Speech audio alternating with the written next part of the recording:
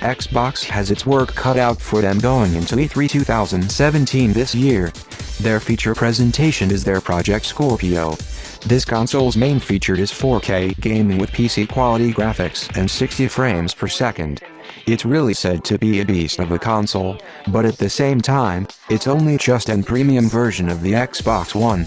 Not only does Microsoft need a lot to bring to the table this year, but all that stuff has to impress. It's a very sticky situation that they find themselves in. Xbox Play Anywhere allows gamers to own both console and PC versions of Microsoft games, but how does that sell consoles? Project Scorpio, is it a next-gen console or just a console refresh, and how will this benefit gamers who already have an Xbox One? How are they going to satisfy everybody with what they're going to announce?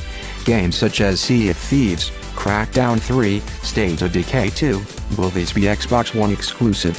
Will they move to Project Scorpio? Or will they get cancelled altogether? What will they do?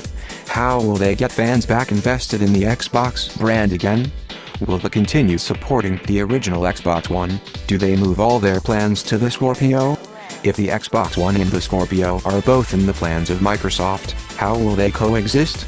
It would be like Sega back in the day. No clear direction. I like Xbox One.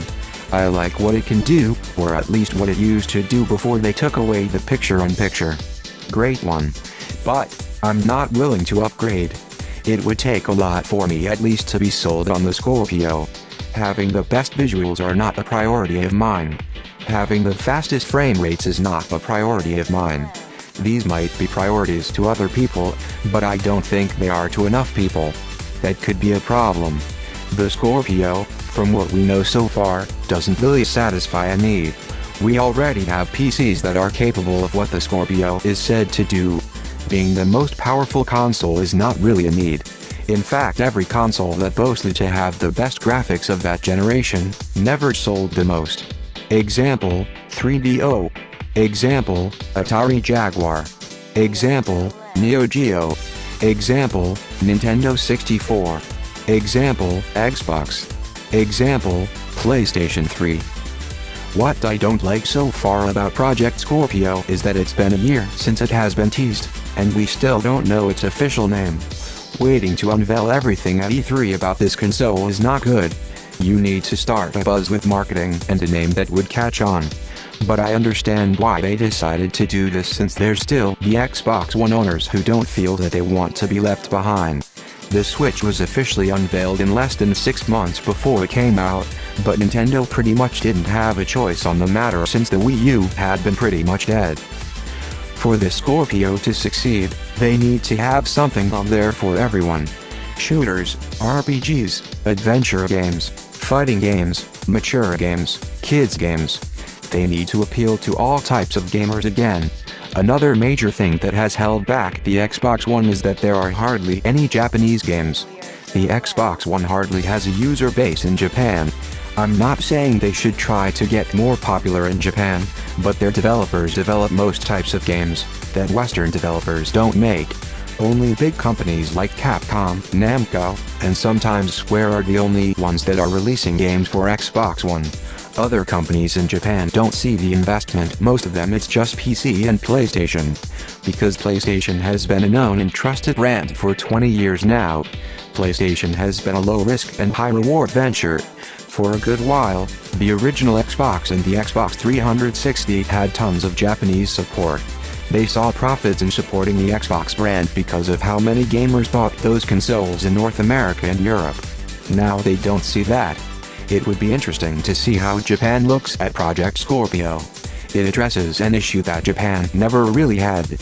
Most Japanese games don't really aim for high visuals. The Saturn was originally going to be a 2D-only system. It's going to be a hard sell to get Japanese developers to support a super-up system with capabilities that they don't need.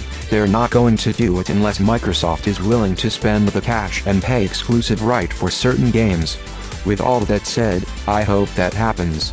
In regard to the price, Project Scorpio is projected to cost $500. We all want consoles to be affordable, but if the console isn't going to be expensive, it probably won't be as advanced as they first made us to believe.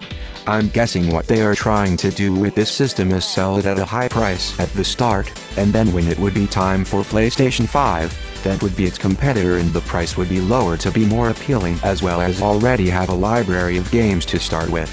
I don't think it's going to fly off the shelves right away, but it would be a system that would eventually become the norm for the Xbox division.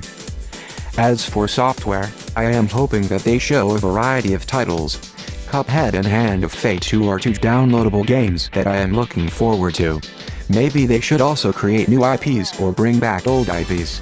I would be intrigued with a Sunset Overdrive 2, or Viva Pinata 3, or games that aren't Gears or Halo or Forza. There hasn't been much news going on in the Microsoft development studios, so whatever they're working on, hopefully they are ready to go soon. So that is the preview I have had for Microsoft's Xbox E3 briefing, which will take place on Sunday, June 11th.